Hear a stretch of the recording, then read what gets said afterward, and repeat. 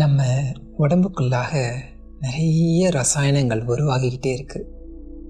அந்த ஹார்மோன்ஸ்குள்ளாக முக்கியமாக என்ன சொல்லுவாங்கன்னா ஹாப்பி ஹார்மோன்ஸ் அப்படின்னு ஒன்று சொல்லுவாங்க. ஹாப்பியாக தான் இருக்கிறதுக்காக தான் பிறந்திருக்கோம். அந்த ஹார்மோன்ஸ் ப்ரொடியூஸ் ஆனால் தான் இந்த மனசுக்குள்ளாக மனசோடு பேசணும். மனசோடு பேசும் பொழுது அந்த ஹாப்பினஸ் கூடிக்கிட்டே போகும், அந்த ஹார்மோன்ஸ் கூடிக்கிட்டே வரும். அப்போ யாரோட பேச முடியல, அப்போ என் மனசோட எப்படி பேசுறது?